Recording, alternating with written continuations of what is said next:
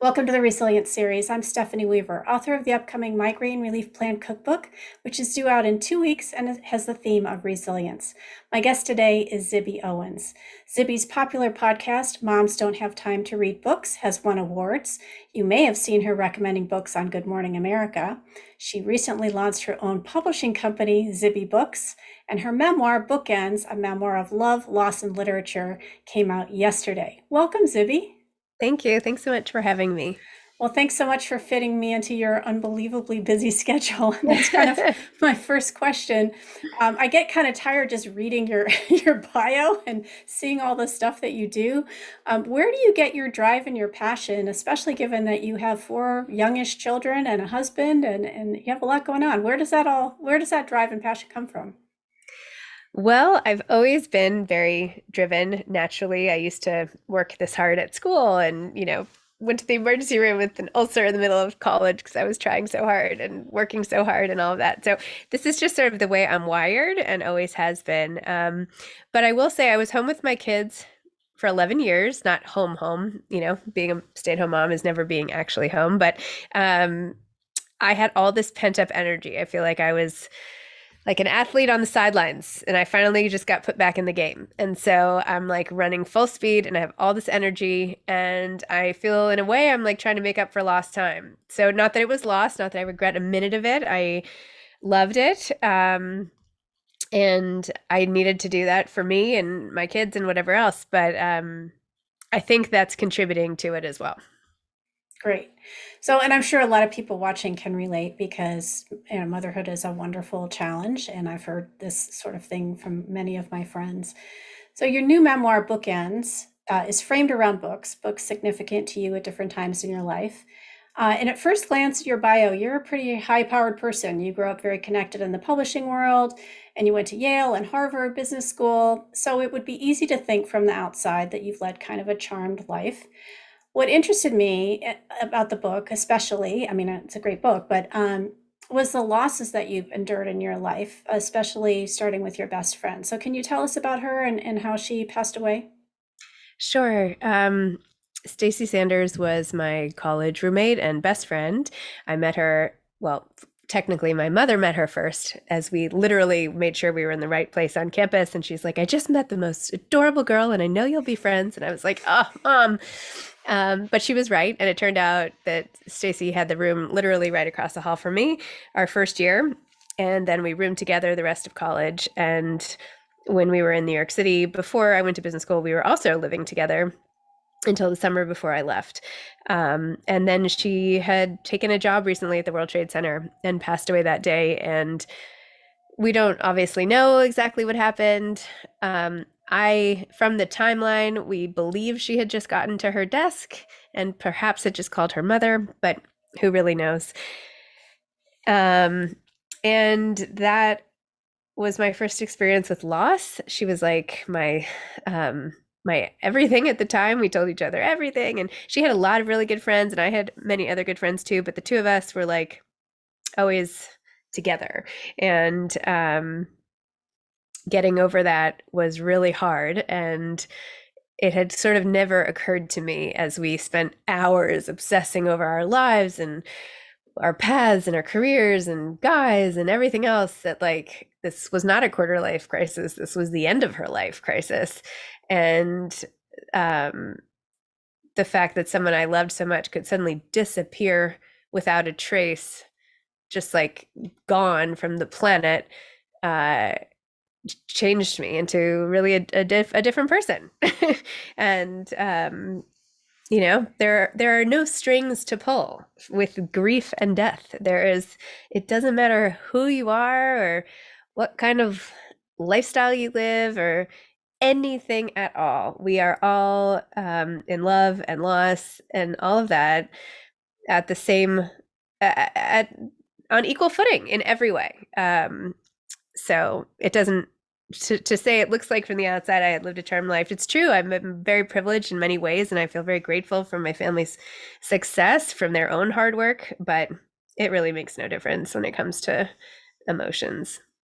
100%. And as someone who was on the West Coast, and remembers that day, but have many friends who were in New York on that day, was a different visceral experience for those of you who were in New York, and then to, have your friend be on the floor where one of the planes hit. I think when I read that, I just sort of caught my breath, and then I didn't let my breath go for like a week. Like I just thought, oh my God, like this is a person who went through that aspect of 9/11, because the world, experienced 9/11, and I think is still grieving on some level, and New York as a city went through it. But it made it so much more real and personal for me, and I appreciated so much you being willing to share that and go there and honor her by talking about it. And clearly, that was a long time ago. You've had time to process it, but I can tell just by your response that it's still very present with you. Yeah, it is. Yeah. And then right after that, or shortly after that, you lost a number of other people. So that grief that kind of compounds, I know that that's kind of a term, compounded grief. And, people have experienced that recently with the pandemic, where they've lost multiple people, or didn't get to say goodbye, and, that kind of thing. So tell me what you think about that now looking back. Tell us who you lost, because I know it was several people and it was a fairly short amount of time. So you'd gone from not losing anyone to losing a number of people in a short time. Tell us about that period. Yes, that was not the best, as my kids would say, not the best. Um, I lost Stacy in September, and then my paternal grandfather passed away in, I think, March, April timeframe, and then my stepbrother, who was very young and had three very young sons, passed away completely unexpectedly in June. In August, my maternal step grandfather, but he had been my grandfather since before I was born, passed away on my birthday. And then in September, my really close friend from high school died by suicide. So it was a lot within a year.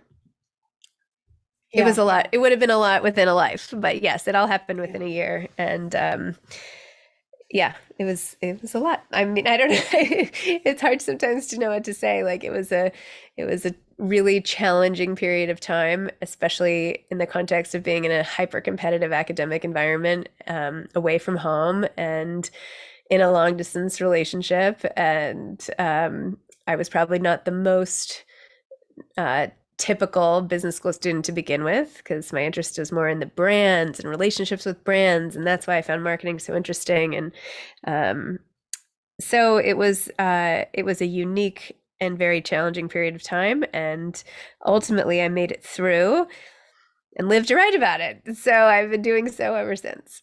yes.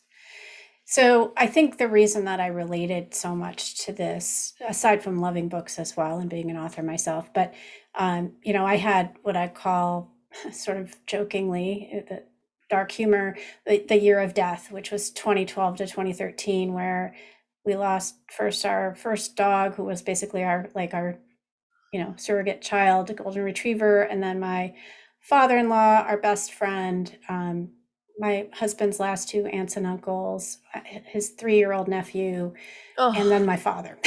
so, oh my goodness. yeah, I'm so so sorry. yeah, and I just kind of shut down like after the first two. I just couldn't like take in anymore. And so I kind of went through the motions and went to funerals and did all that stuff. And it really wasn't until like 2 years later, when we had a really unexpected loss of someone very close to us, that I kind of fell apart and like actually went to counseling. And, because I thought I was fine, because I was functioning and like, wasn't like seemingly super depressed, but I had just kind of shut it all down. And I don't know if you had that experience or not, but it is very difficult. It's very difficult to process, and I don't think our culture handles grief at all particularly well. And it's sort of expected you're going to get over it in some period of time, whatever that is, which there's no time frame to this. So anyway, I just wanted to thank you for sharing it, because hard and it's hard to talk about, right? I know you didn't really know what to say. And I also felt the same way. People say, oh my God, that's so terrible. I'm so sorry. And I'm like, yeah, it was terrible. And then you kind of don't know what else to say after that. So, but you wrote about it really eloquently. And I think that's why that's the thing that I wanted to talk with you about, because people don't really write about grief that much. Or if they do, it's like a very specific, like, I'm a grief counselor and I'm writing this how-to manual or whatever.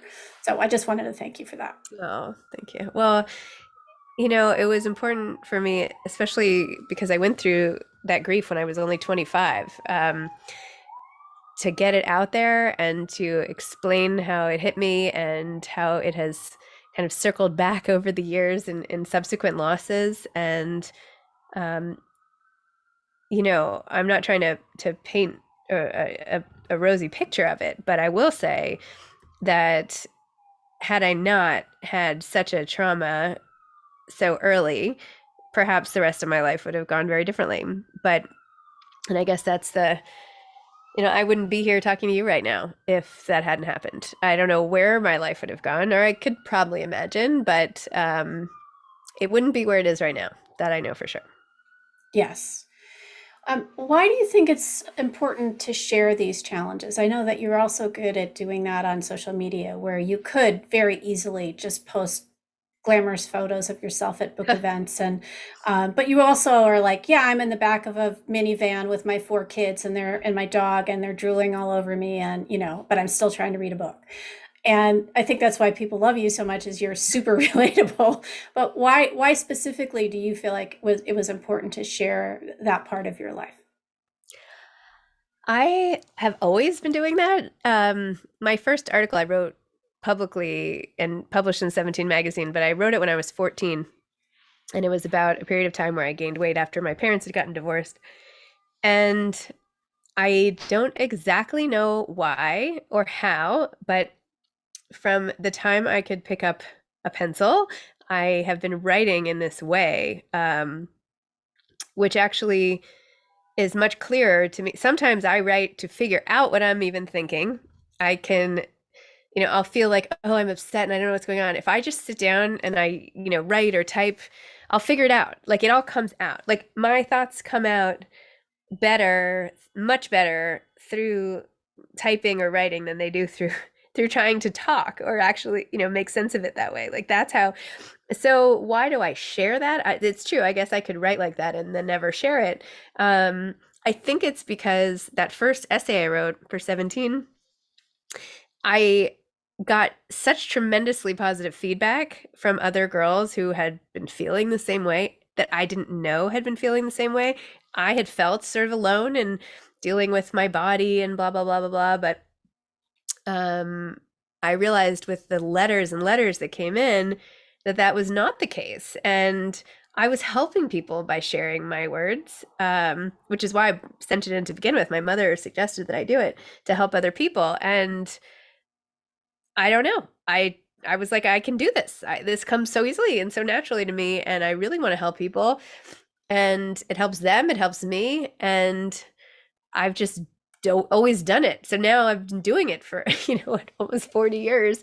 I'm 45 now. So I've had a lot of practice at it. So, you know, why would I want to just share?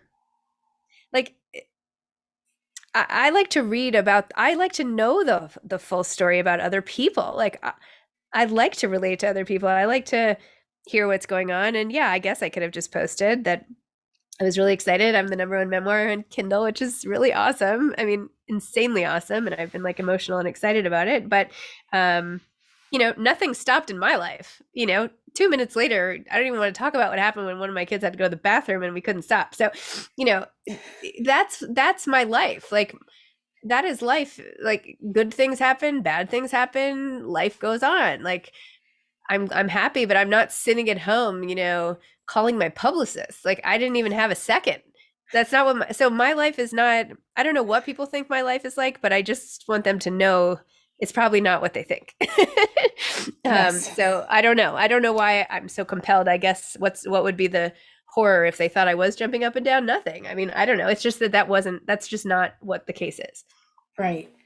So I came to know you on Facebook as kind of a literary friend, right around the time that both your mother-in-law and your sister-in-law lost or passed due to COVID, which is just, another impossible trial of grief. So, what I wanted to ask you about that was, what do you think you've learned about loss and resilience between 2001 and 2020? Oh, man. um, no matter how bad it seems, you will go on because what choice do you have? You do go on. You get up and you figure out how to get through the day, and the next thing you know, it's the next day, and you do it again. And um, that might sound trite, but I also watch like my sister-in-law and my husband watch their mom, and the loss of my mother-in-law was not painful as much because of my relationship with her. Of course, that was sad, but it was gut wrenching because of Stephanie and Kyle's relationship with her and how dependent they were, how not dependent, but just so connected. I mean, they were all texting every day, all day long. I mean, they're so close. And particularly my sister-in-law who lost her mom and Nini and her grandmother, and Kyle. I mean, I was like, how are they going to go on? I mean, after Nini died, I'm like, oh no, like, of course Susan's not also going to die. There's no way, like, because Kyle and Stephanie would not be able to survive that. But you know what? They do.